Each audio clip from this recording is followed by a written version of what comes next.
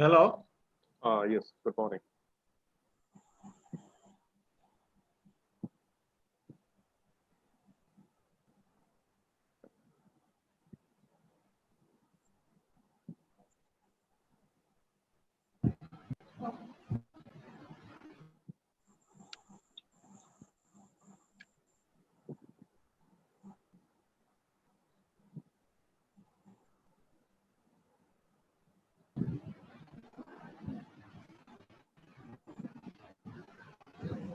Hello, good morning.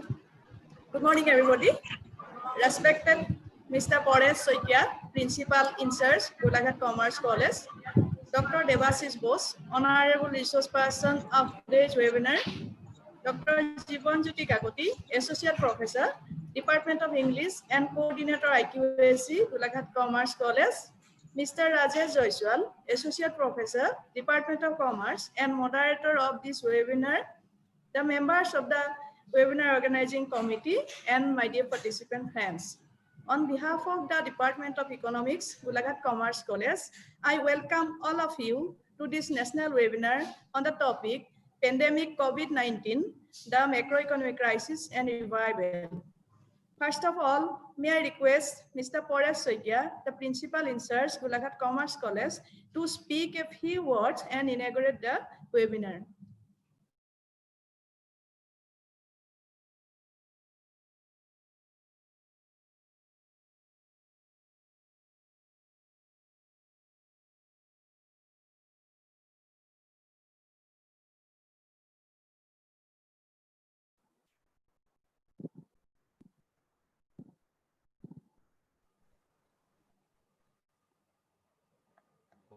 Sir, please, yeah.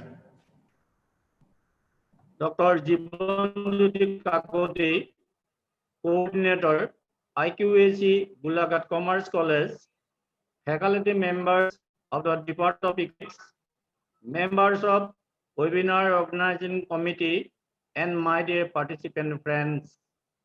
I welcome you all to this national webinar on pandemic COVID-19, the macroeconomic crisis and revival, organized by the Department of Economics, Golaghat Commerce College. As all of the human society have been experiencing many problems and are facing challenges from the COVID-19 pandemic, which occurred almost 8 months back. The infection has not only become a public health crisis, but also affected the global economy. Significant economic impact has already occurred across the globe due to reduced productivity, loss of life, business closures, trade disruption, and dissemination of tourism industry. There has been ample information on the expected economic and health costs of infectious disease outbreaks, but the world has failed to adequately invest in preventive and preparedness measures to mitigate the risks of large epidemics. So, as members of the conscious and educated society, it is our humble responsibility to discuss about the challenges created by the pandemic and the probable measures for revival from this. With this objective, the Department of Economics, Golaghat Commerce College is organizing this national webinar. Our prominent resource person will discuss the issue in detail, and I am very much hopeful that it is going to be a very lively session and our participants would be highly benefited from this academic exercise. With these few words, I declare that this webinar open. Thank you. Now, may I request Dr. Jivan Jyoti Kakoti, the coordinator IQAC, to deliver the welcome address. Kakoti, sir, please. Good morning to you all.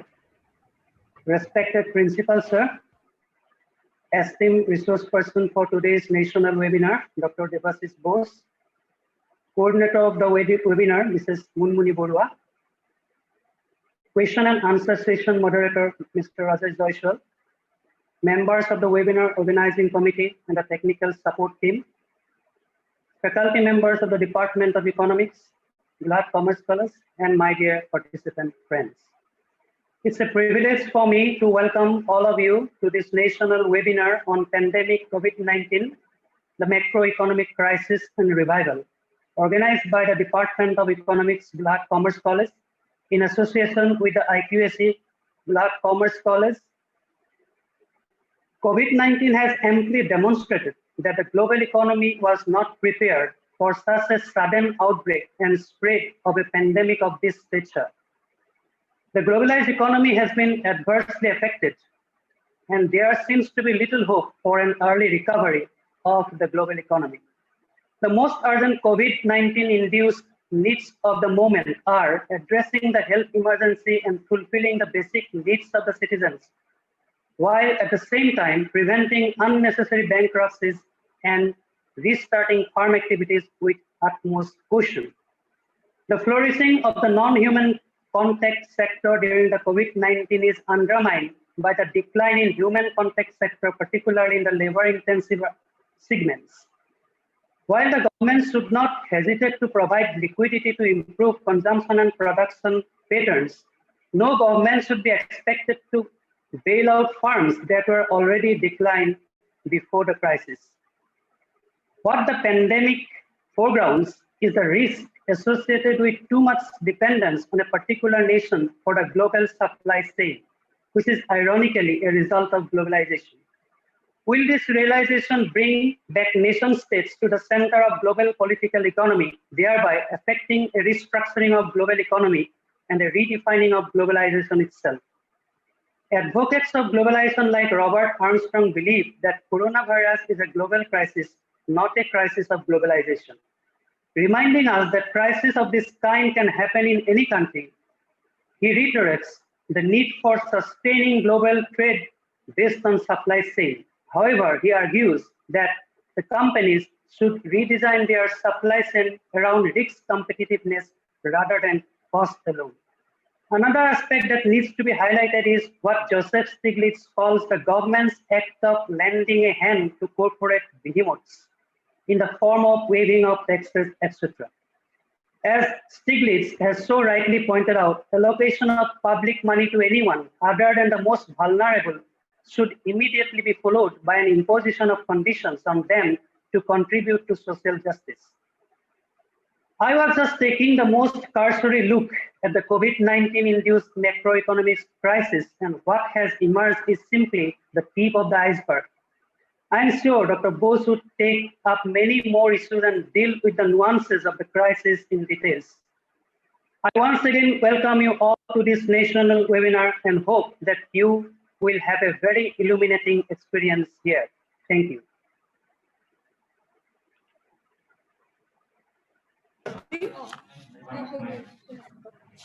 Now, let me give a brief introduction of today's resource person, Dr. Debasis Bose.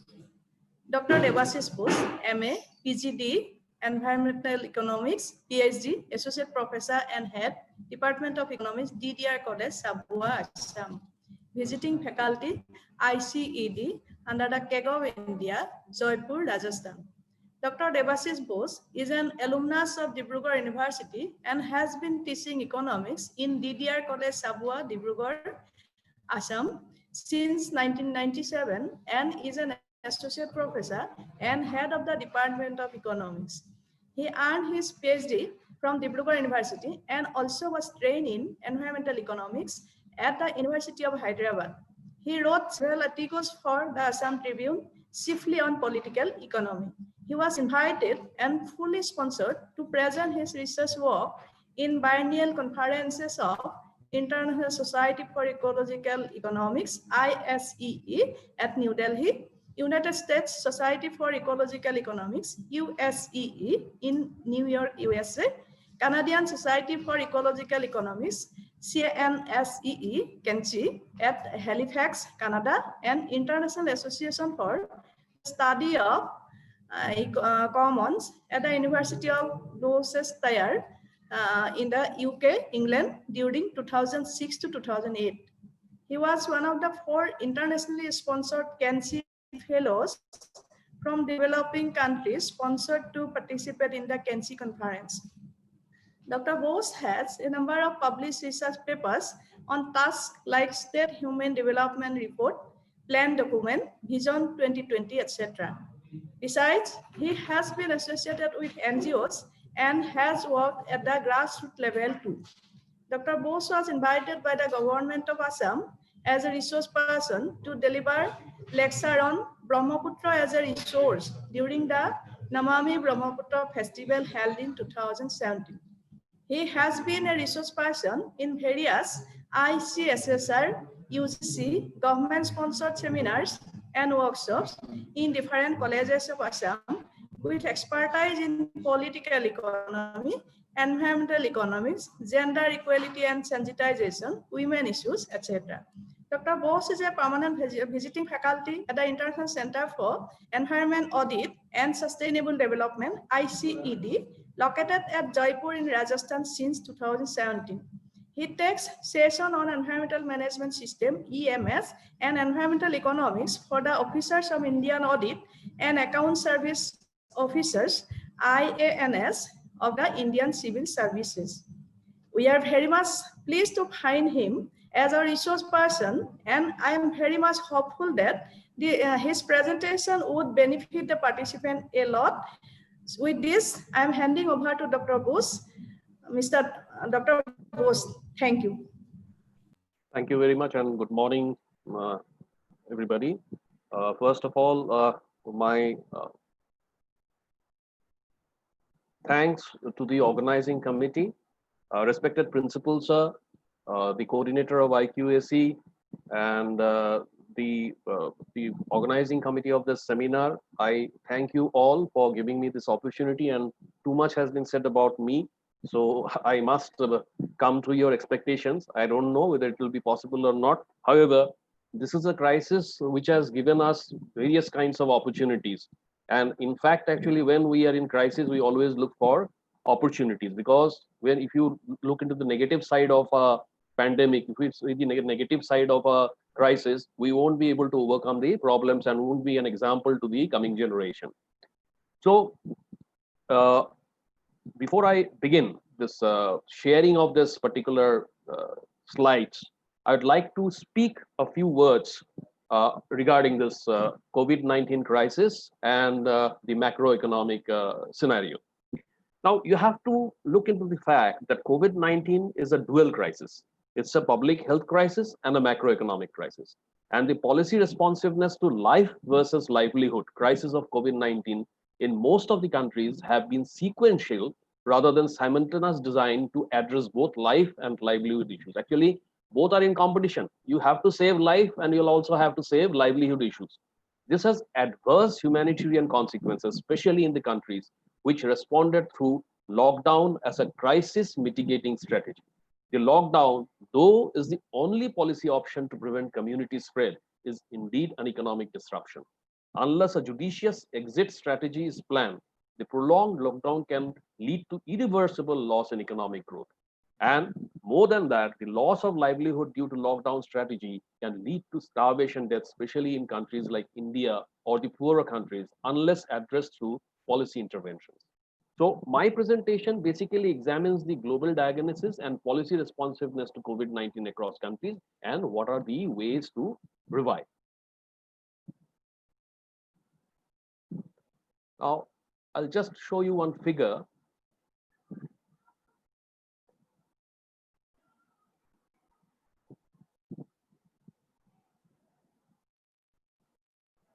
So if you look at this figures, this is the level of unemployment that is going up. So January, the level of unemployment in our country was 6.6%. And gradually from January till May, it rose to, in the early part of May, it went up to 27.1%, and later on climbed a little down to 24%. Now, this is the unemployment scenario in your country. Now, what I mean to say is that when unemployment level is going down, so what does the international organization say? So International Labour Organization estimated that globally more than 25 million jobs would be threatened due to the spread of coronavirus. It is estimated that 4 out of 5 people, that is 81% in the global workforce of 3.3 billion, are currently affected by full or partial workplace closure. The US, UK, Canada, and most of the European and Asian countries have begun to register huge losses, leading to significant rise in unemployment rate. Now, one might wonder that why I'm referring to the US, UK, Canada, and the European Asian countries before I come to India, because we are no more a nation state confined within our economy. We are now globalized. So the globalization effect of our markets are in these countries, in the European countries, in the Asian countries, in the Americas. So the ILO in its report, ILO Monitor second edition, COVID-19 and the World of Work, describes COVID-19 as a worst global crisis since World War II. The head of the International Monetary Fund, Kristalina Georgieva, said that the world faced the worst economic crisis since the Great Depression of the 1930s that happened in the United States of America. But at that time, we were confined. We were not connected. Now we are connected. What happens in America is going to affect us also. So there are high concerns for low paid and low skilled informal workers in low and middle income countries, where the industries and services have high proportion of such informal workers who account for 61% of the global workforce, or 2 billion people, and they lack any social protection. There are no social security measures to, in fact, protect them. The sudden loss of livelihood would be horrifying for them. And at home, according to the report of Center for Monitoring Indian Economy, only a little over one-fourth, that is 27, about 28% of the total working age population, 15 to 59 years, 285 million were working in the week after the lockdown. The corresponding last figure before lockdown was 404. So this shows that within the 2-week period of lockdown, 119 million workers have lost their jobs. If we assume half of those who have lost their jobs are main or single earning family member of an average of 5-member family size households, around 1/3 or 60 million households or 300 million people of India's people or households would be facing severe livelihood crisis, and around 227 million households are in despair. So the Center for Monitoring Indian Economy report shows a significant fall in jobs and simultaneous significant increase in unemployment rate in March 2020. The figures, as you have seen, is worse now. It is more than 24% to 27%. The unemployment rate stands at 8.7 in March, but it went up to almost 27% in the early part of May. Now, this is the highest unemployment rate since September 2016. Already we are facing a kind of recession before the coronavirus crisis. The unemployed people have also gone up from 32 million to 38 million during the same period. Understandably, this indicates that the current nationwide lockdown has been the biggest job destroyer, I would call it job destroyer, ever in the history. However, these estimates only reveal the impact on jobs during the lockdown period and should not be considered as permanent loss of livelihood. Some of those who have lost their livelihood may get back to work. Many of them may be able to get back to employment after the lockdown would be over.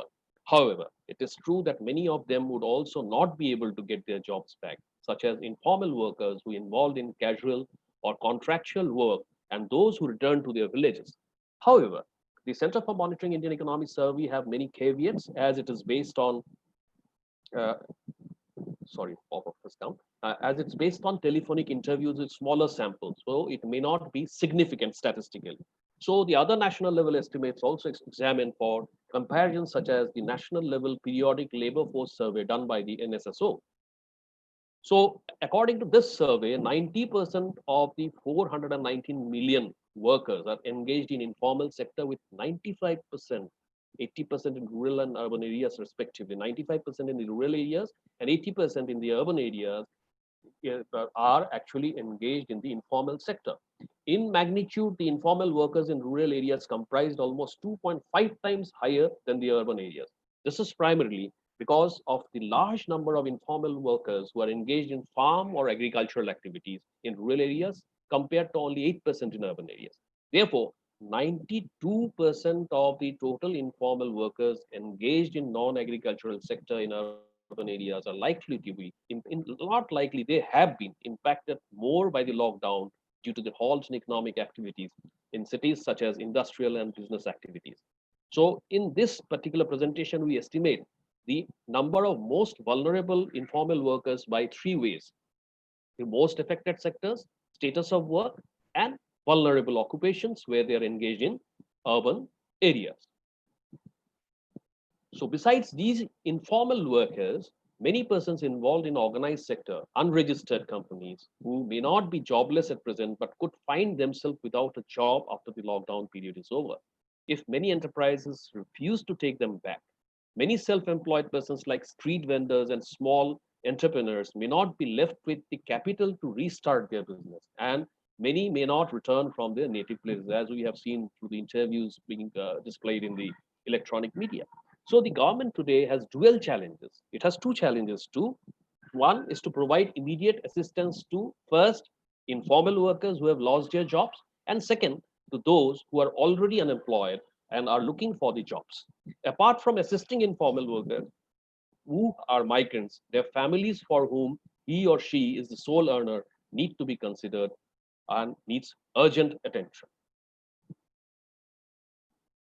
So let's try to find out what happened before the COVID-19, because we are talking about the COVID-19 crisis, but we also have to talk the situation, what was prior to the COVID-19 crisis, that is prior to say February or January. So I'll just share this.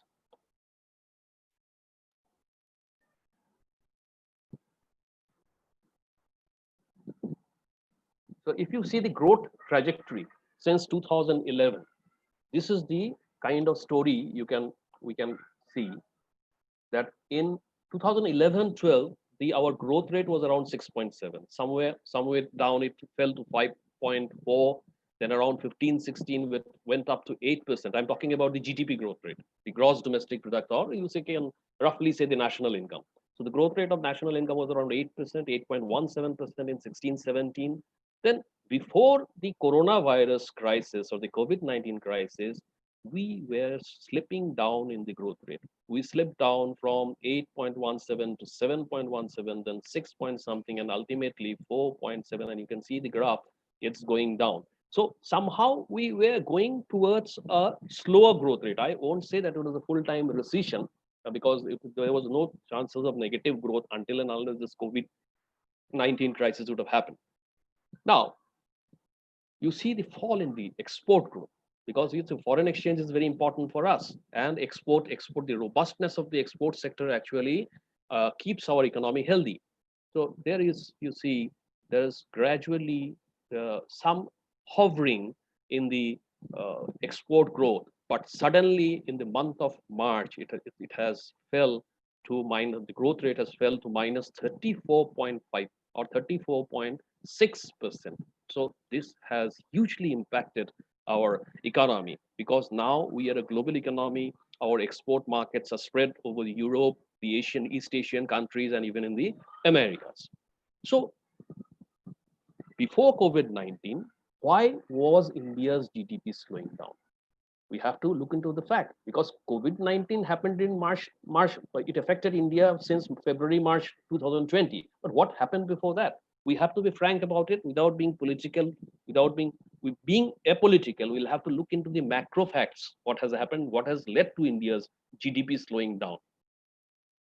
Whether we agree or not, but this is true that demonetization was a negative shock to the economy and wiped out 84% of the cash in circulation overnight. Uncertainty caused due to GST led to destocking of goods ahead of its implementation on 1st July 2017. So therefore, demonetization and slower GDP growth rate, there was definitely a significant correlation. However, demonetization was necessary because the aim was very good. The aim was to actually they cut down the amount of black money.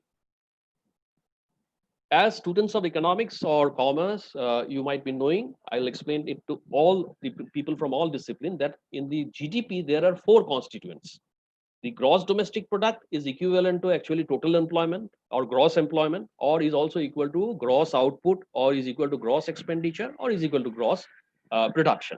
So it consists of consumption expenditure of the consumers like us, like you and me, going to cinema hall, watching a movie, going to the market, spending money for mobile phone, buying net pack, whatever it is. So this is consumption expenditure of the consumers. Then there is the private investment, that is for production purposes by the private sector or even the PSUs. And also there is the government expenditure. Government is spending money. Before COVID-19, we're spending money in different sectors. Now it is also spending money for mitigating the COVID crisis. And therefore, plus the net exports, that is exports minus imports. So you see, mathematically or statistically, even if one of these constituent goes down, then we are going to have a slower growth rate of GDP or maybe a negative growth rate of GDP. So at this before this crisis happened, consumption expenditure was going down, investment was going down, and government expenditure was restricted by the Fiscal Management Act because it has to be restricted to 3% of the GDP. So slow down in sectors. What happened in consumption? You see, in consumption, what happened is that consumption is the main driver of the Indian economy. Now this growth rate fell, and latest figures show that the private consumption growth fell to an over 5-year low of 2.7 in the first quarter. And what about investment? In fixed investment declined at a sharper pace of 6.5% in the first quarter, down from 5.2% decrease. And however, public spending ticked up marginally to a 13.6%. In this context, we can say that it is very important that public expenditure goes up. So this was the story about investment. I won't again speak about it. So government again is again restricted by the Fiscal Management Act. So it has a fiscal deficit target. There was a fall in the net exports, as I showed you the graph. Now, this is what happened in the COVID-19 situation. The economic study and analysis shows that about 40 million urban informal workers are engaged in 10 highly vulnerable occupations, which includes small shop salespersons, demonstrators, laborers in construction, the cook in your house, manufacturing and transport, domestic helpers, the friendly saloon wala, housekeeping, restaurant service, painters, building structure cleaners, stall and market salespersons, and street vendors, and so garbage collectors. So these are the people who have been sharply affected by this particular COVID-19 situation. So what I want to say is that the macroeconomic uncertainty created by COVID-19 pandemic is very hard to measure. The post-COVID economic revival to a V-shaped, that is sharp, it goes down and then sharply it goes up, or U-shaped, depends on the exit strategy. Globally, countries have resorted to macroeconomic policy packages for revival. The International Monetary Fund has launched a policy tracker to help member countries to be informed about the experience of others in fighting the pandemic, and the discretionary policies taken to help them combat the pandemic more effectively. Now, the fiscal space is a significant issue in designing the COVID policy response packages.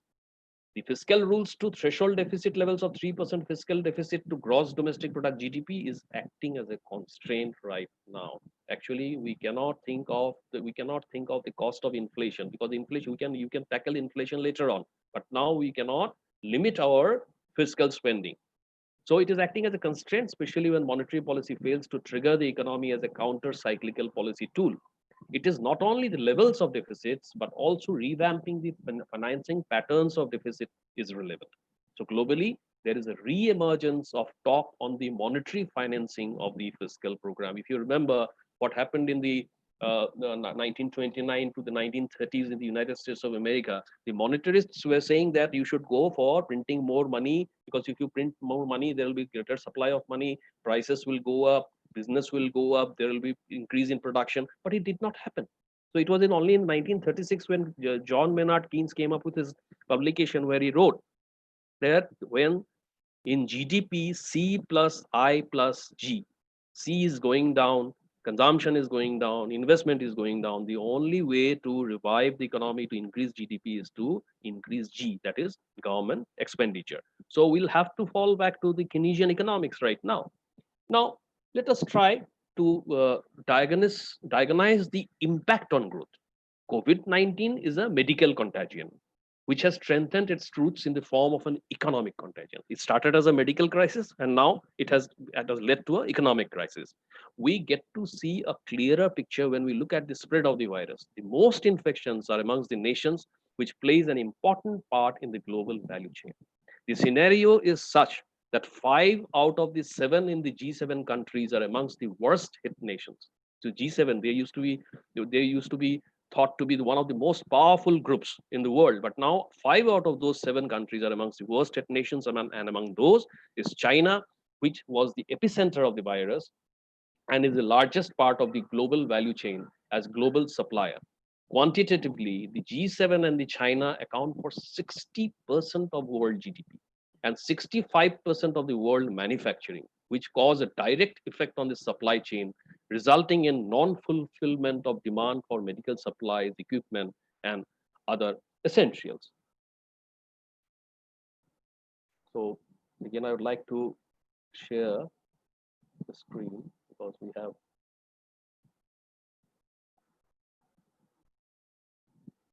Yeah.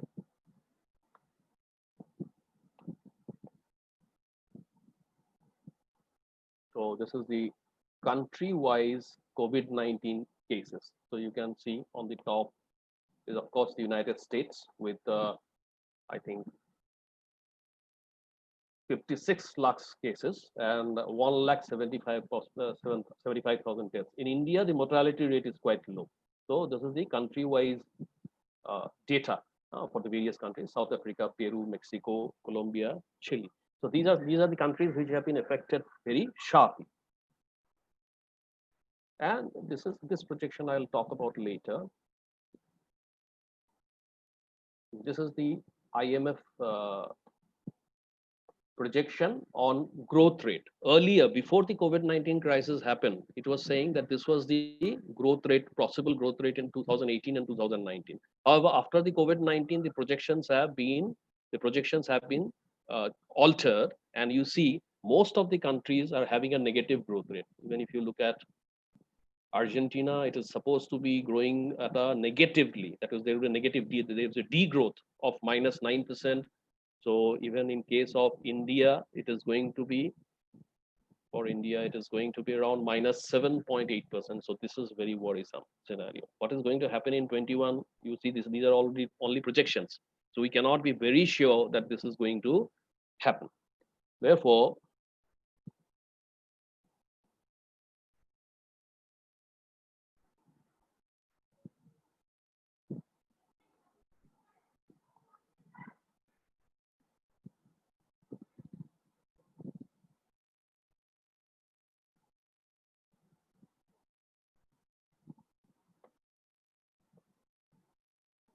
yeah.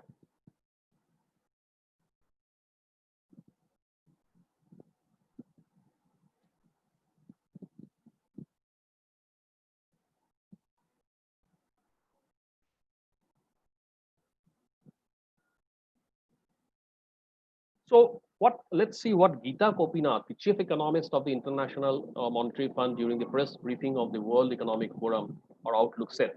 The cumulative loss to the global GDP over 2020 and 2021 from the pandemic crisis could be around $9 trillion, greater than the economies of Japan and Germany combined, referring to the developing economies.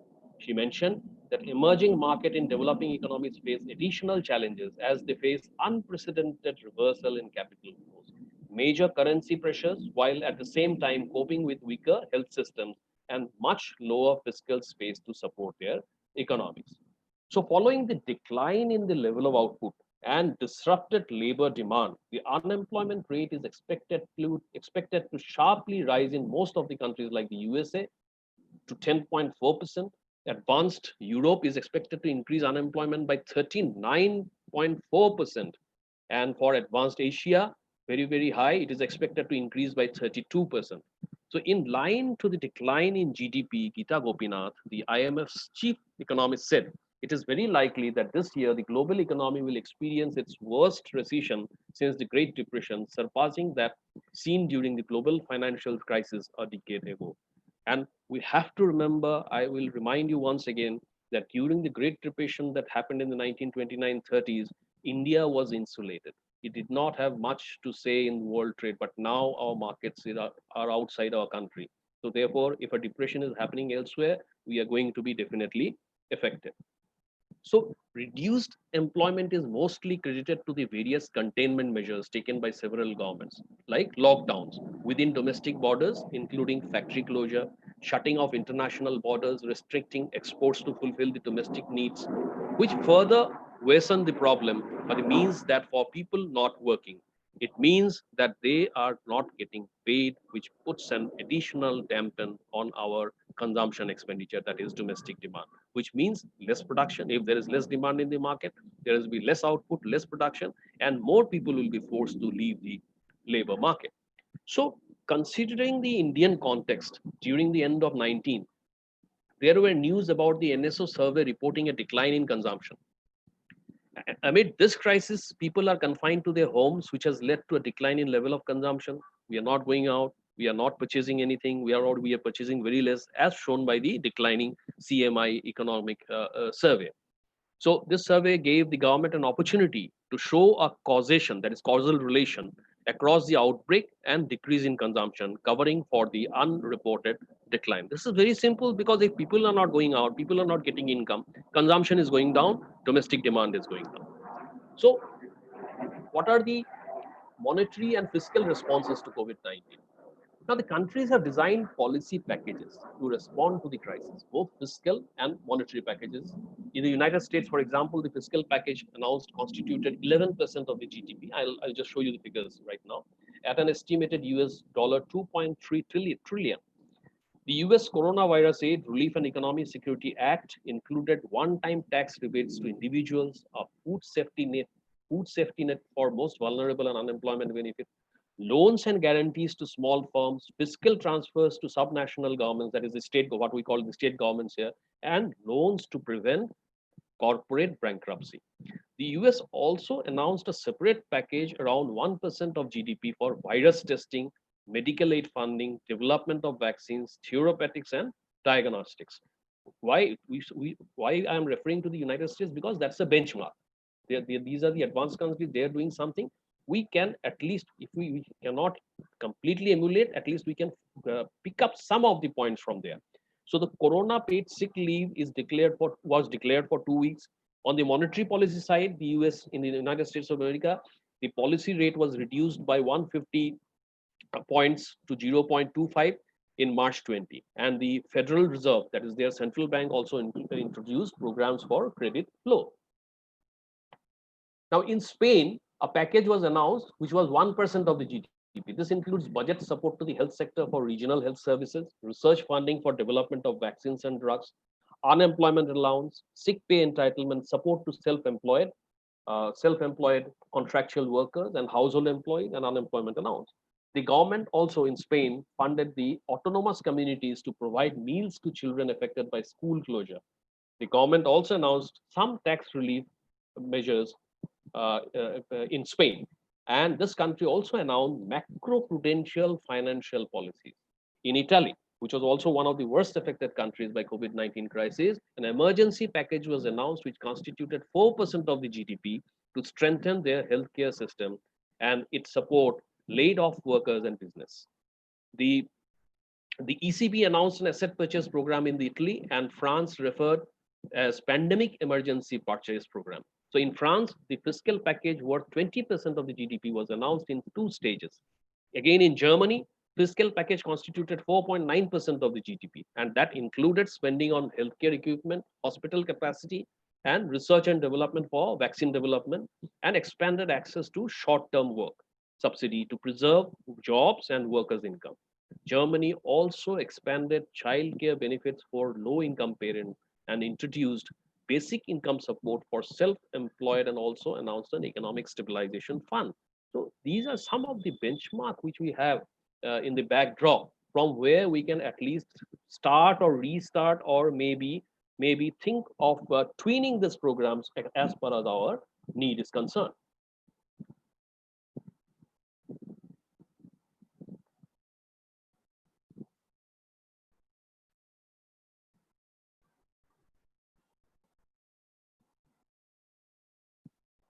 Yeah.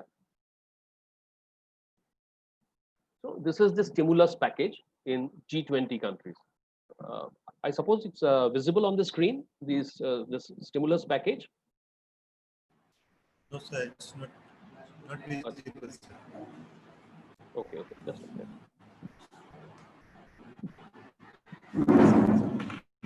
Now it's there. Now it's visible. Yeah, yes. Yeah. So this is Okay, the sir. Now value of it is. So this is the value of COVID-19 fiscal stimulus packages in the G20 countries as of July 2020 as a share of GDP. So you see, Japan has done wonderfully.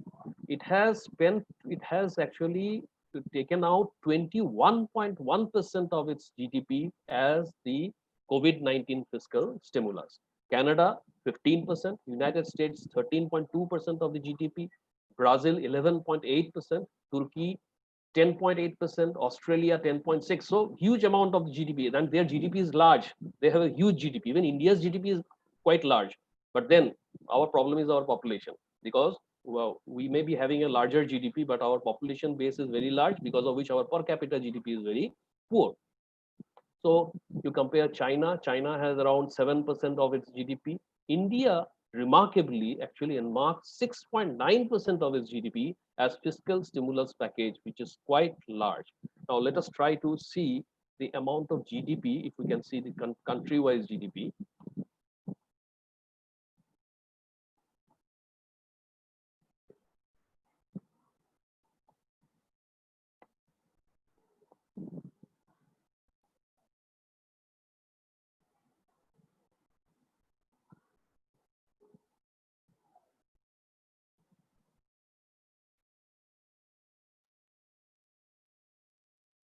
Yeah. So you see the amount of GDP. If we look at this, the United States has a GDP of around 21,439, more than around 22,000 billion US dollars. China has a GDP of around 14,000 billion US dollars, whereas India has around $3 trillion. So what is happening is that or you use the 3 trillion, or say around 3 billion US dollars. So compare, whenever we are earmarking 6.9% of our GDP, actually we are earmarking, in fact, we are earmarking not a very substantial amount, but then India is constrained by its total GDP and the population base. So therefore, India cannot go for fiscal spending without any responsibility. That is why maybe the government has not gone for an all-out fiscal package or bailout package. And you see even the per capita GDP, this is the countries with high per capita GDP. For example, Luxembourg, Switzerland, Macau, or Norway, Ireland, Qatar. India has a very poor per capita GDP, I think around 2,000 or almost $3,000 per capita income. So what I am trying to say is that, yes. So what I'm trying to say is that almost every nation has been hit by this contagion and its magnitude. But at the end, cooperation and assistance will pull the world out of this pandemic. Policymakers have used a combination of fiscal and monetary policies in order to facilitate the smooth functioning of the economy. The scale of recession caused by the pandemic is hard to measure, which has resulted in multiple estimations predicting a negative growth for most of the economies, which has put them in a situation of jeopardy, as most of the African and Latin American countries lack the level of healthcare infrastructure and policy institutional structure, which has put a change in front of them. These challenges are what will facilitate the reality of the future world post COVID-19. No matter how long this lockdown will go, it will end up as a lesson for the whole world. The appropriate fiscal and monetary policy packages are crucial in stemming the crisis and in formulating the exit strategy. The sequential policy decisions of life first and then livelihood. Life first and then livelihood can be costly, as it can lead to humanitarian crisis and starvation related deaths. So we will try to see that what is the sector wise impact on Indian industry. If we see the sector wise impact, Yeah, share.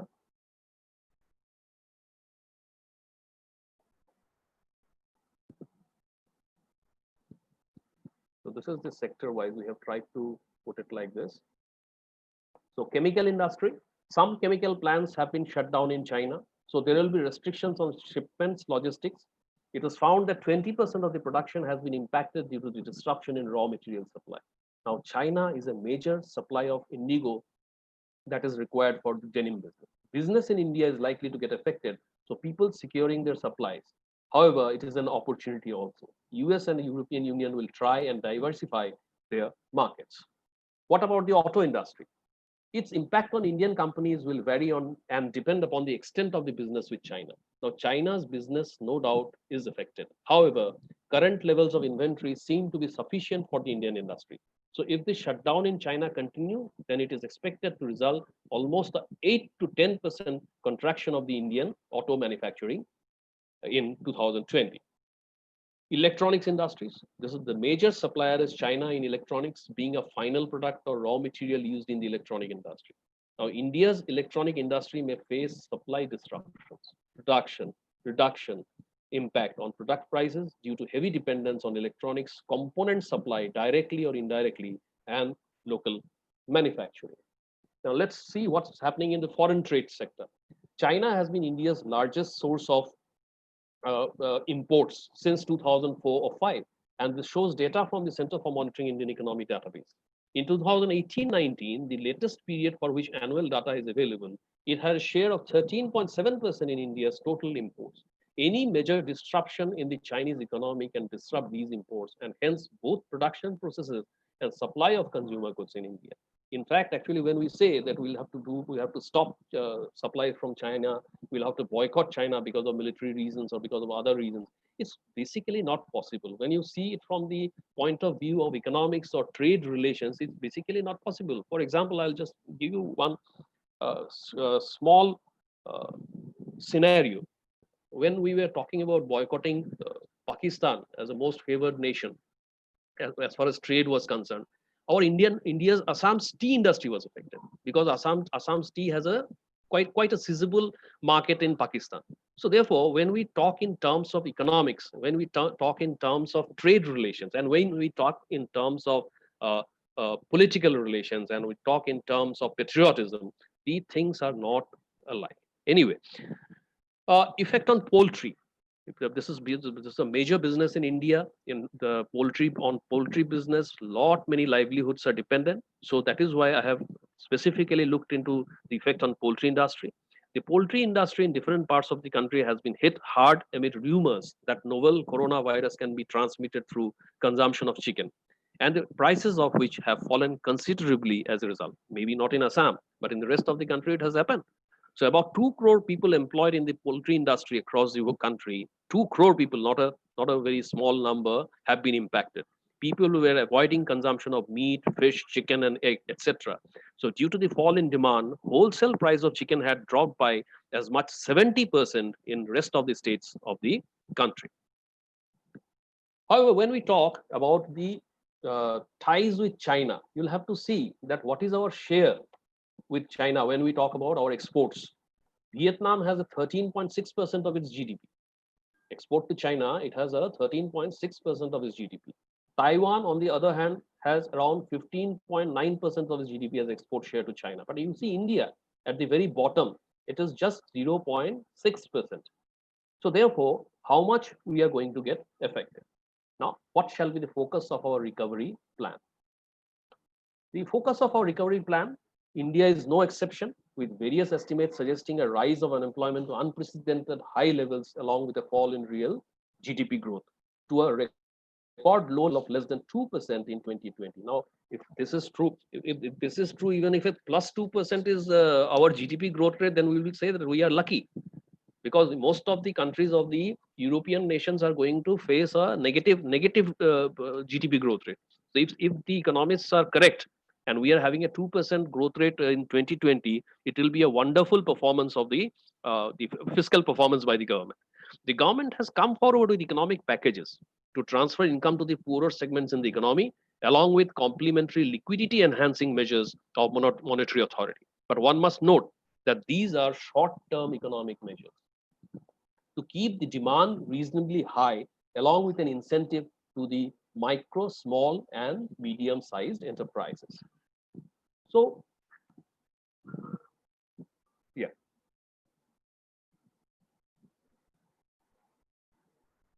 So these are necessary steps in the right direction and need additional support in coming days. But one cannot expect such policies to continue indefinitely by recourse to deficit financing. Now, deficit financing is fine. We'll go for printing of money. We'll go for loans. We'll go for soft loans. We'll ask the World Bank to finance us. We'll ask the Asian Development Bank to finance us. We'll ask bailout packages from IMF. And India can also go for printing of money. But this kind of deficit financing is not a permanent solution. This can happen maybe in the fiscal year 2019, 20, and 2021. But after what will happen beyond 21? Because you can have double-digit inflation. Okay, we are going for deficit financing. You will have double-digit inflation. You will have inflation rate of maybe 14%, 15%, even 20%, 21%. But then this kind of inflation can be borne. We can bear that kind of burden only maybe for 1 or 1.5 fiscal year. Beyond that, it can disrupt our economy. It can destroy our economic base. So one needs long-term planning to sustain the growth. Long-term strategies must take the global reality that is emerging in recent days. Given that the origin of the crisis was from China, global supply chains are severely disrupted. So major manufacturing nations in the world have given signals that they wish to diversify the sourcing for global value chains. And there is the opportunity. That if they want to diversify their source, can't we become that source of the global value chain? There will be tough competition to attract investors to India, but this will give a golden opportunity to our struggling micro, small, and medium enterprises sector to get a foothold in the global value chain. In my way of thinking, or my research, or my study, what I have found that instead of focusing on the large industries, we should focus on the micro, small, and medium enterprises. Even Assam is also going to get benefited because of that. Looking at the massive quantitative support given in most of the major consuming economies, the year 2021 promises to be very good for world trade. However, to exploit such an opportunity, one needs to identify sectors where our micro, small, and medium enterprises can play an important role. The major beneficiary will be the engineering sector, since some of the industries which may try to locate their parts and components and ingredients production in India will be automobile, electrical, including power sector, electronics, machine tools, machinery, along with sectors like chemicals, including pharmaceuticals, agro processing, garments, food and fruit processing, and leather. So for this, the government must come forward with innovative long-term tax concession schemes on the value of subcontracts given to these micro, small, and medium enterprise sector. Actually, in fact, the coordinator of the IQC at the very beginning told that we should not bail out large companies. We should not bail out the conglomerates. Rather, we should actually go for the micro, small, and medium enterprises where the informal workers are also, unskilled workers are also working besides the skilled workers. So this will create a huge employment, and this will also give an impetus to growth. So the advantage of involving this micro, small, and medium enterprises is to create concurrent jobs in related services like transport, sales, repair, telecom, travel, tourism, finance, etc., without confronting difficult labor laws, because each unit actually employs a very few labor. So automatically it will not attract the labor laws. The other important policy is to invest heavily on infrastructure like power, roads, ports, water, etc., possibly in the public-private partnership mode to motivate the private sector to have some ownership of the infrastructure for long-term sustainability. Because you see, if we go by the Harrod-Dommer model, we know that when we are talking about investing in infrastructure, when we are building roads, we're building dams, when we are building railway infrastructure, public transport infrastructure, in fact, we are doing two things. One, we are creating employment. Number one, we are creating employment for very skilled labor, for unskilled labor, for managers, for technicians, for highly skilled people. And besides creating employment, we are also increasing our productive capacity. We are increasing the productive capacity of the economy. In addition, what I would suggest that aggressive marketing by the micro, small, and medium enterprises associations in conjunction with the Indian missions abroad, I'm talking about the embassies over there, can never be undermined given the competition from nations in Southeast Asia and Eastern Europe. So, what is the road ahead? Let's talk about the revival. So, given the economic crisis, the prime question boils down to what can India do to minimize the upheaval and bring back the economic functioning in order? Since the problems are manifold, probable solutions cannot be unidirectional. We need to address the situation from both demand and supply side. Initially, we have to address the demand side, but then gradually we'll also have to address the supply side. This is a long run plan. So before adopting such remedies, Indian government must ensure the supply of basic necessities by means of farming and a well-designed public distribution system, PDS, which is not in a very good shape now. So with that, the majority of the workforce, both skilled and unskilled, remains safe and healthy to contribute in the domestic production system in the coming months. Already declared fiscal stimulus package is a step taken in the right direction. And once the relentlessness of COVID-19 dies down, hopefully by October or November, dies down, we have to spotlight two things. One is trade and other is health. Trade, health, trade, health, health, trade. One, we are talking about livelihood, we are talking about life. We are talking about life, we are talking about livelihood. It is apparent that import demand would not be very encouraging, at least in the coming years, which indicates some sort of self-reliant economy. You see, we'll always have to look the positive side. If we are not dependent, if we are not expecting that imports will grow, that means we'll have to be self-reliant. We'll have to take care of our import needs by producing domestically. Unfortunately, this is not possible these days as the world has already given the upcoming economic crisis. The prime question boils down to what India can do to minimize the upheaval and to bring back the economic functioning in order. Since the problems are manifold, probable solutions cannot be unidirectional. You cannot go on one direction. There has to be multi-directional solutions. The world has gone a long way towards economic interdependence and globalization. This contradicts the basic principle of comparative cost argument. Nowadays, we are not based on comparative cost only because there is too much of interdependence because of globalization. Thus, we must figure out those countries where Indian goods are appreciated and India has a cordial bilateral relation. And to me, the first country that comes is the United States of America. One such country is the United States of America, and some other European countries like Germany, France, we have good relations. There is another convincing reason behind such an opportunity. USA-China trade war, which has already taken a serious turn during the COVID-19 crisis. India must capitalize on this US-China trade war and this strained relation. So the recent decision to lift the ban on export of hydroxychloroquine to other countries is a brave step forward. Also, not to forget that India did not join the regional comprehensive economic partnership, because by joining that, it would have given the indication that we want to build a regional economic forum. So we are going beyond that. So in the recent past, in anticipation of being one of the most important global leaders, we did not join the regional comprehensive economic partnership.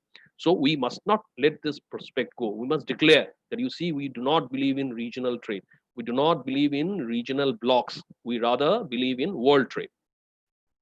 So the character, then again, we have to look at one fact that the character of services trade also creates a feel-good factor in the destination country, as the reason behind displacement in the job market is not apparently visible, which happens when a large number of people migrate internationally.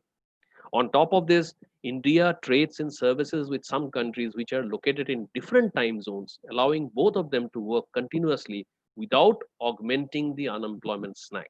Hence, virtual trade in services, artificial intelligence, as we may think of. So virtual trade in services is another area of importance in such trying times. Concurrently, the government must be very careful about the basic health infrastructure of the country, because it goes without saying that the niggling question coming to fore is who is going to substitute human capital. Can we envisage of artificial intelligence or robots to take charge? In such a mechanized society, will a computerized program be able to handle crisis situations? It is necessary to be compassionate, sympathetic, and socially acceptable.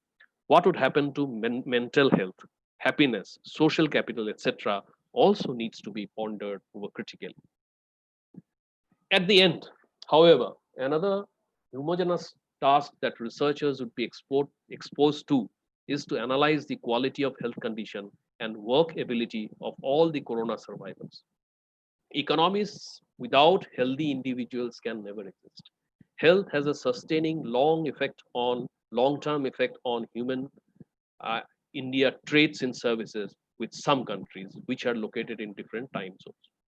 So virtual trade, artificial intelligence, etc., everything is fine. But after all, we'll also have to take over, or limelight should be on our health crisis also, or life plus livelihood, not livelihood minus life. So at the end of this presentation, I would like to say that overall, COVID-19 has brought untold misery to a large section of low-income individuals across the globe. The uncertainty about future looms heavily in the mind of both consumers and producers. But the concerted action by the countries in the world will surely turn the tide. India has great opportunities in this context, especially looking at the composition of global value chains in the world trade. The micro, small, and medium enterprises sector, especially in our competitive engineering goods manufacturing, provides great prospects for employment and growth in the economy as well as exports. The need of the hour is to carefully chalk out plans for future resurgence of economic activity in the nation. So before I stop my presentation, I would like to present one very short film about, I think, 2 minutes, 40 seconds. And after that, we can go for discussion. Is it all right? Can I start sharing the movie? Sure, sir, you can, sir. Yes, sir.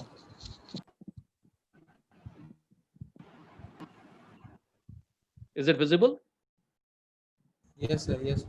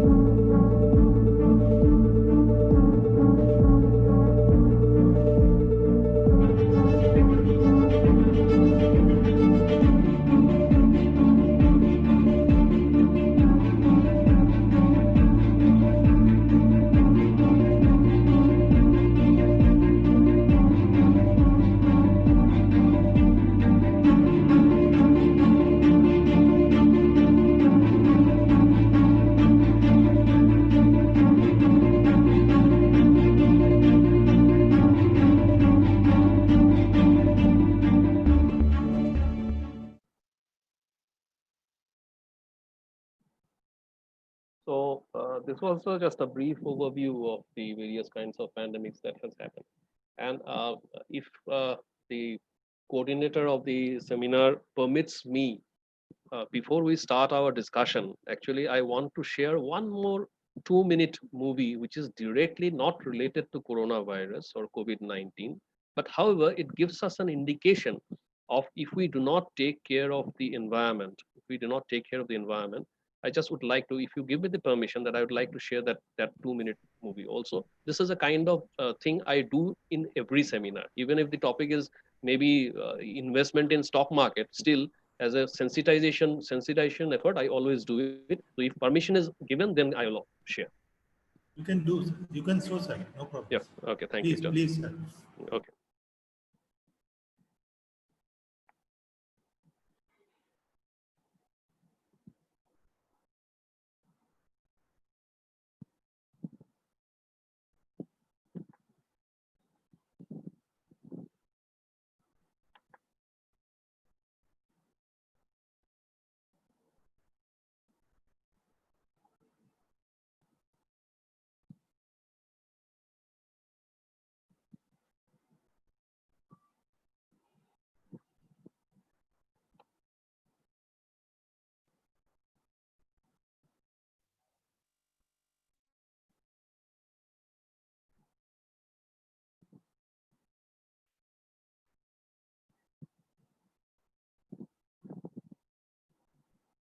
Yeah.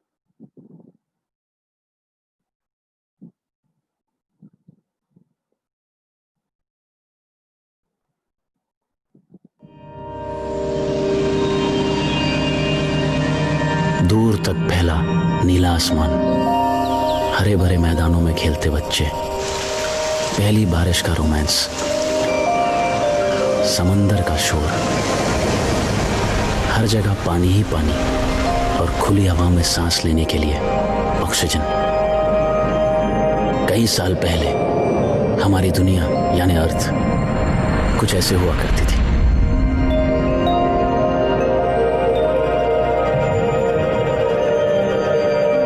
मैंने ये सब कभी नहीं देखा। ये किस्से मेरी माँ ने मुझे सुनाए थे और शायद उनको उनकी माँ ने। मेरा नाम रैंडम है, रैंडम शुक्ला। लोग कहते हैं कि मैं दिल से नहीं दिमाग से सोचता हूँ, but there is a reason for that. मैं जब 7 दिन का था मेरा हार्ट कोलैप्स कर गया था। But don't feel sorry for me. उस साल पैदा होने वाले 43% बच्चों का हार्ट कोलैप्स कर गया था और पिछले 30 सालों से मैं आर्टिफिशियल हार्ट पे सर्वाइव कर रहा हूँ। एक्चुअली पोल्यूशन करके हमने इस प्लेनेट पे इतना कार्बन फैला दिया है कि अब खुली हवा में सांस लेना इम्पॉसिबल है। अब घरों के बाहर सबको मास्क पहनने पड़ते हैं और घरों में, ऑफिसेस में ऑक्सीजन भी इलेक्ट्रिसिटी की तरह सप्लाई की जाती है। आज ऑक्सीजन एक प्रोडक्ट है, टूथपेस्ट और शैम्पू की तरह। बड़ी बड़ी कंपनीज इसे फैक्ट्रीज में मैन्युफैक्चर करती है। ऑक्सीजन के हर कैन पर एक प्राइस टैग है और जो ये प्राइस टैग नहीं अफोर्ड कर पाए उनके लिए सरकारी ऑक्सीजन है और उसकी क्वालिटी के बारे में मैं अब क्या ही कहूँ। लेकिन असली प्रॉफिट है नेचुरल ऑक्सीजन, जो इतनी रेयर है कि गवर्नमेंट ने उस पर बैन लगा रखा है और इसे पाने के लिए लोग मरने मारने पे उतर आए। अब हर शाम कर्फ्यू लगा दिया जाता है, शूट एट साइट के ऑर्डर्स होते हैं। आज 2067 ऑक्सीजन इज $1 ट्रिलियन इंडस्ट्री और अगर कुछ फ्री है तो सिर्फ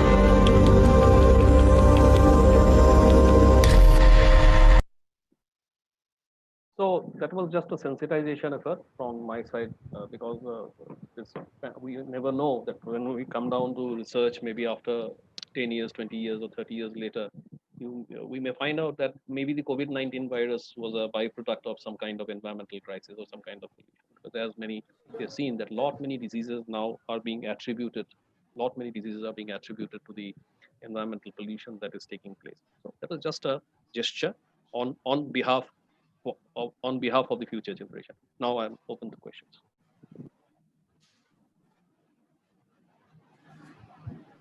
Thank you. Thank you, Dr. Bose. You have excellently presented the topic. You have covered different aspects of macroeconomic effects of COVID-19 pandemic. I think our participants are being very benefited by your deliberation. Personally, I am very much impressed by your presentation. Now there is an interacting session, and I request Mr. Rajesh Joshwal to moderate the interacting session. Mr. Joshwal, please. Thank you. Thank you, Coordinator Mrs. Munmuni Borua, and thank you, sir, for your nice deliberation. Thank you. You have covered almost all the things, starting from the unemployment, GDP, then demonetization, GST, all these things, and particularly you have mentioned the pro-COVID period also, when we have exercised or we have seen the degrowth rate, particularly in the second and third quarter of the 2019, we have seen the growth rate, the GDP growth rate is coming down, and tremendous unemployment problem have been seen in the second and third quarter of. And next in fourth quarter, we got this pandemic, COVID-19, and just like our economy is just like collapse. And you have already mentioned all these things. Now we have received many questions, and some questions are in repetitive nature. So I have picked up some of the questions from participants. So my first question, sir, from the participant is, sir, during this type of worldwide pandemic, what do you want to suggest the youth who have lost their jobs as well as who are already unemployed? Here, role of government is very important. Role of government is it is very important in the sense that when government comes with a fiscal stimulus package, there can be two kinds of fiscal stimulus package. One is to immediately assist those people who have lost their livelihood, who have lost their income. So that is an immediate measure. But the second major fiscal stimulus package is that if the government goes for development of infrastructure, that it starts maybe borrowing money, maybe printing money, maybe going for deficit financing, and start investing in infrastructure, building infrastructure. Already the projects which are going on, give them an impetus, and new projects which can be started within this fiscal year. So that will give a lot many employment opportunities to all kinds of people who are already unemployed before the COVID-19, people who lost their jobs, very simple labor, that is unskilled labor, semi-skilled labor, skilled labor, technicians, managers, accountants. So once you start this infrastructure project, as I told you during my presentation, two things are happening. You are creating employment and you are increasing the productive capacity of the economy. Because as I was telling you that there's a problem that there might be inflation because of the huge investment by the government. But if the productive capacity of the economy increases in the long run, that problem can also be taken care of, because higher the level of output, lower will be the level of inflation. So directly the youth who were unemployed, they will get new opportunities, these kind of infrastructure projects. And again, the government has to create a situation for the micro, small, and medium enterprises. There the story lies actually, because you see, even in Assam, there are opportunities for micro, small, and medium enterprises. So if the government gives the right kind of support, banks give the soft loans with very low interest rates. Government has already some subsidy programs for that, but I don't believe in too much of subsidy. But at this moment, maybe it is required. So this MSMEs, the micro and small and medium enterprises, they can create a lot of job opportunities for youth. So the government has three-pronged strategy. One, help those who are immediately facing loss of livelihood. Two, go for you restart the infrastructure projects that those have been stalled and start new infrastructure projects. And third, create the environment for the micro, small, and medium enterprises, which will directly be able to create employment for all kinds of people. So this is my suggestion. Thank you, sir. Second question from the participants is on RCEP, that is Regional Comprehensive Economic Partnership. Why India didn't join Regional Comprehensive Economic Partnership, even though India has good trade relationship with member states of RCEP? You see, you are talking that we, on the one hand, we are saying that we will become a global leader.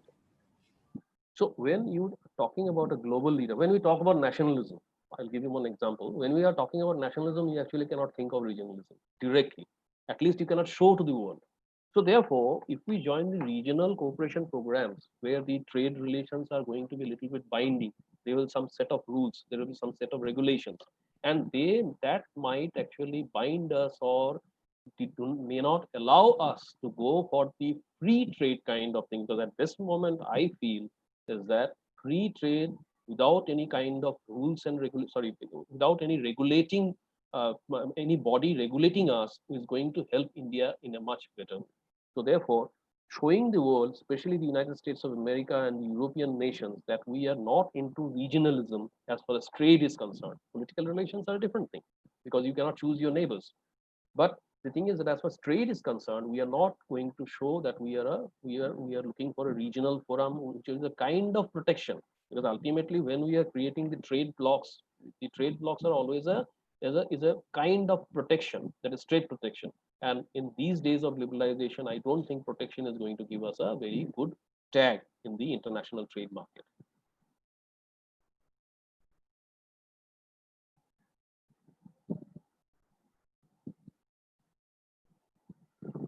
Mr. Jaiswal's mic is off.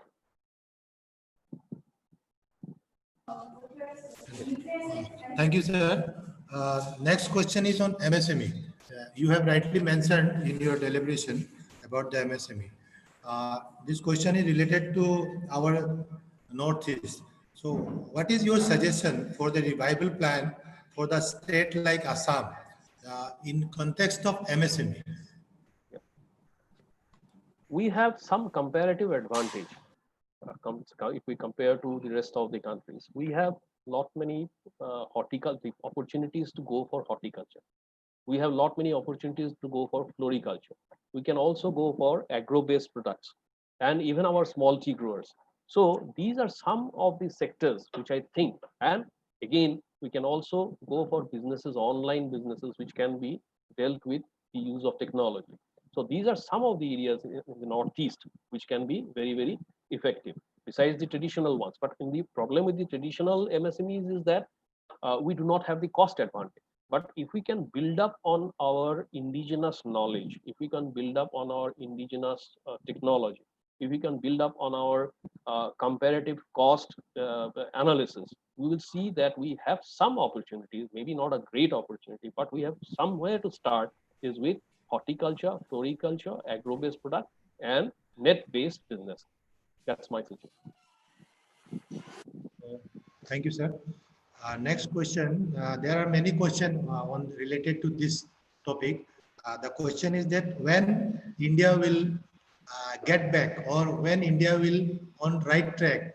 That means what is the time period when we will in right track? And I am adding the thing that what sort of suggestion or what sort of policy which you suggest that India should take for a quick revival? First of all, I'll start with the last part of the question. There is not going to be any quick revival. As far as my analysis is concerned, I may be wrong. I am hopeful that I'm wrong. I'll wish to God that I'm wrong, but there is not going to be any quick revival, because this is a hard. We have landed up in a very critical situation. Number one. Number two, how quick the economy will revive will depend upon the spread of the virus. Because if we say, suppose if even which we speak very traditional. Yesterday I was watching a news item where said that this time the idol makers, murti jiblak manuhe banai, hey manubilakor kono kaam nai, because there is no order for Ganesh Puja, there was no order for Vishwakarma Puja, and there is no orders for the Durga Puja. So if the virus spread does not regress or does not get contained, we are not going to witness a huge kind of gathering that we have during the Durga Puja. If Durga Puja is not happening, if Bihu is not happening, then what is happening is that the market which is dependent on the demand, which is dependent on this kind of market, is not going to be there. So therefore, I will say how quick the economy is going to revive will depend largely on the containment of the virus. If the spread is reduced, one good news is that the mortality rate is very low. So if we start taking things easily, and suppose that mortality rate is reduced to around, it is restricted to around 1.1 to 2%, then the recovery will be quicker. If mortality rate increases, then the recovery is going to be late. However, if we see the figures, many of the states have have started having low mortality. Number one. Number two, the spread of the virus, which was happening at a very faster rate in some of the places, those places have started containing it. So therefore, in that way, we can think that by next fiscal year, maybe the economy will turn around. And this year, we might express, when we will revise our estimates, we might express a degrowth, that is negative growth. However, I'm hopeful that if the fiscal stimulus package given by the government and it follows up with the infrastructure and MSMEs support program, then by March 21, April 21, I must say that the economy should start reviving. Thank you, sir.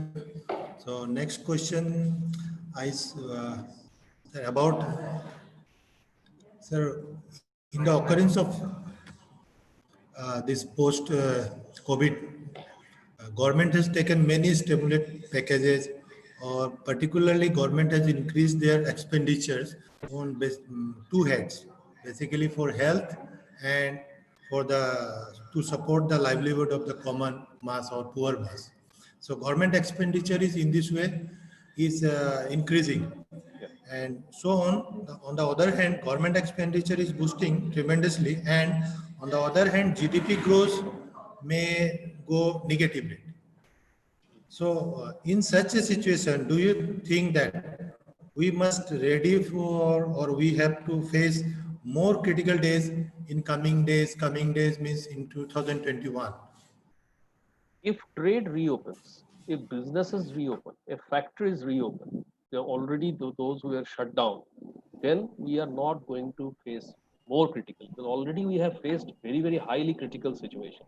So if as I told you during my earlier answer, that if the spread of the virus is contained, if this contagion is, this pandemic is contained, and the factories, the businesses, the shops, the restaurants, the gyms, the cinema halls, the shopping malls, the farm activities, which had shut down because of this COVID-19 crisis, if these reopen, then I don't think that we will face more critical. Actually, we can say, in case the virus is contained, then our critical days are over. Now we'll have a period of lull, just after the storm, after the storm is over, after a tsunami goes by, you have a spread of destruction around. So you will have that, but you will have no more destruction. The destruction has stopped in case the spread of the virus is contained. In case it does not get contained, then there might be further lockdown, as had happened in Barak Valley. I think they are going for a lockdown from 26. So you cannot expect any revival in that area. But in case the lockdowns are open, the unlock program is systematically sustained, factories reopen, MSMEs reopen, shopping malls reopen, farm activities, farm-related, non-farm activities. If these reopen, because we are going to have now this agricultural period is coming when actually agricultural output is going up during the winter season. So if these resume, then we should say that the critical days are now almost going to be over. Thank you, sir. There are lots of questions and lots of observations also. And some of the interesting observations I have seen in chat box and from this observation, I want to ask something you. So someone has mentioned about Mukesh Ambani and some people like that. So some people have become richer in this pandemic. So my question is, sir, or my take is that, sir, so in economics, when as a student of economics, we know that the stock exchange or the stock market is the barometer of economy. We have heard or read in our books. Now, in the time of this peak of this pandemic, that is in March and April, the stock market tremendously become down by 30%. But now it's revived, and it is now it's just 5% below is top or peak. So do you think that this type of this stock market or is seeing the actual figure or actual revival? If we say the stock market, we can say that, oh, our economy is now revived and we are in the right track because Mukesh Ambani is going to be richer and richer. And there are many people like Mukesh Ambani or the people who are directly related to the stock market, or they are not so much loser. So what is your take, sir, on this? You see, one thing I'll tell you, stock market is the barometer. You see Mukesh Ambani owns which company?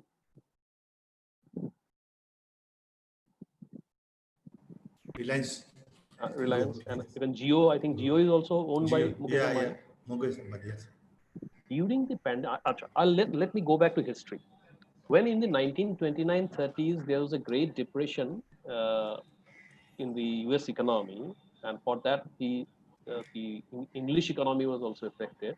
Two industries went up. All industries went down. Factories shut down. Shops shut down. People went out of employment. But two industries survived. That was the time when Walt Disney was formed, the cartoon industry, the cartoon film industry, animated film industry. And the second was the dawn of the mafia. So these are the two industries went up because at that time of that situation of depression, people had no option. Either they wanted to,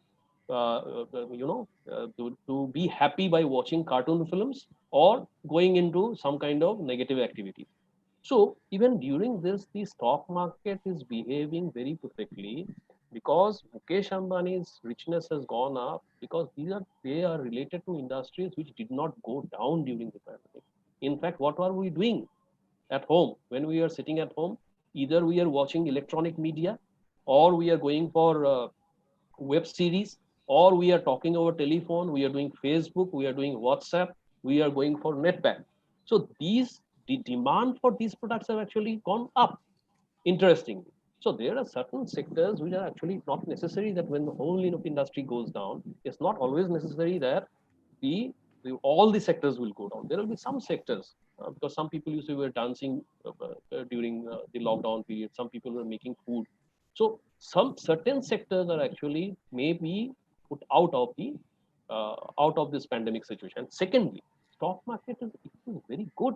If the stock market is going up, you have to remember stock market is not only the barometer of the industry, but the performance of the industry, but it is also the barometer of the confidence of the industry.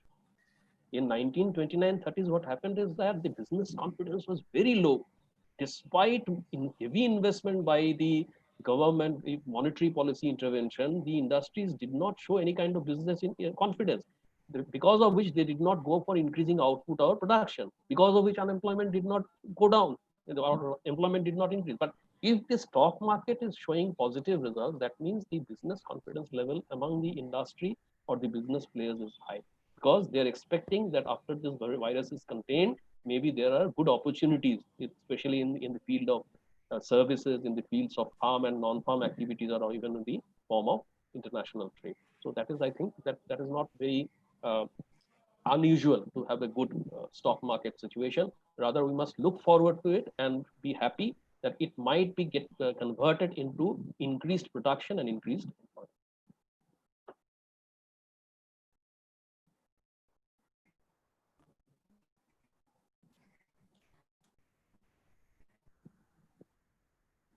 Yeah. Thank you, sir. Thank you very much. So with this, we are concluding our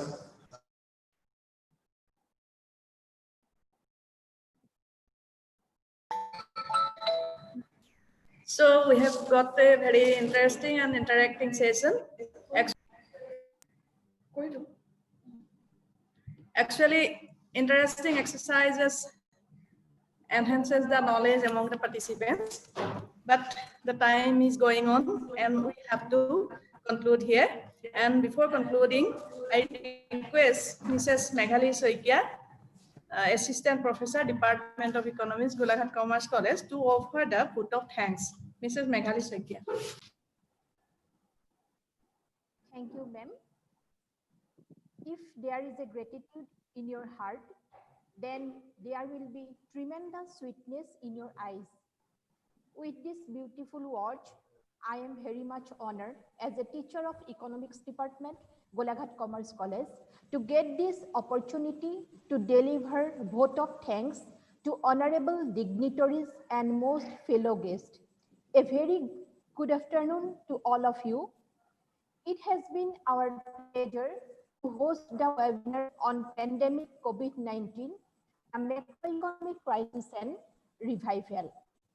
First of all, I, Mrs. Meghali Saikia, on behalf of Economics Department, Golaghat Commerce College, would like to express our sincere gratitude to our resource person, Dr. Devasish Bose sir, Associate Professor and HOD, Department of Economics, DDR College Sabua, who has spared his spacious time for us and graced this occasion virtually from Sabua with his wonderful, innovative, impressive, and informative presentations, providing us thoughtful insight into revolutionary pandemic COVID-19, the macroeconomic crisis and revival. Thank you, sir, for having with us. I extend my grateful thanks to our principal, respected Paresh Saikia sir, for allowing us to conduct this webinar and his inaugural speech also, and also for his active guidance and support.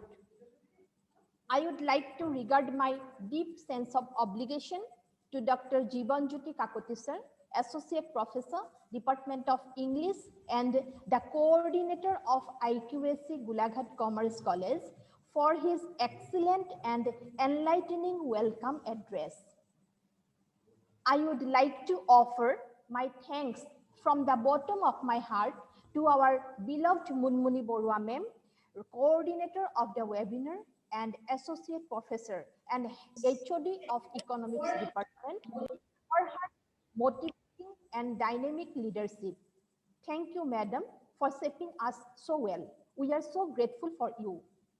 I am happy to offer sincere thanks to Mr. Rajesh Jaiswal, Associate Professor and HOD, Department of Commerce, for smoothly moderating the interaction session. I would like to express my profound gratitude to the organizing committee for their valuable support all time and immense contribution to make this event a grand success. I am very glad and thankful to Mr. Harmeet Singh, Department of Commercial Law, and Mr. Anupal Goswami, Assistant Professor, Department of Banking, for their all technical support.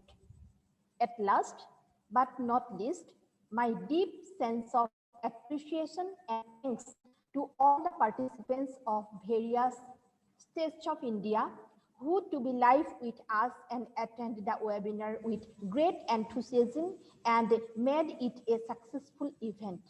Our words may not be capable to express our sense of gratitude to our participants. Thank you all, hoping the same response from your side for future webinar. Once again, I thank you all for being with us this afternoon. Have a wonderful day. Thank you. Now, I am handing over to Munmuni for formal closure of the program. Thank you. Thank you, Meghali. With this, I declare. Before we conclude, I wish all the panelists to kindly start their videos. We would like to take a short. Yes.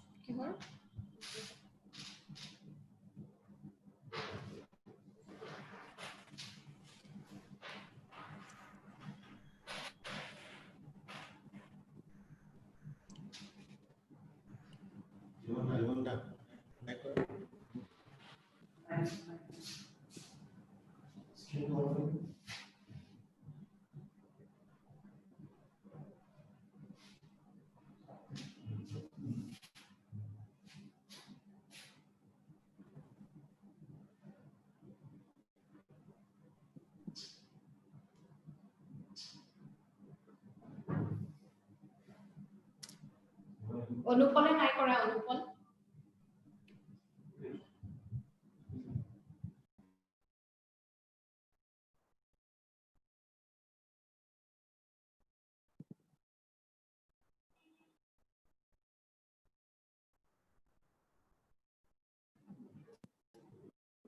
Thank you. Thank you very much. With this, I declare the conclusion of our webinar. Thank you once again. Thank you.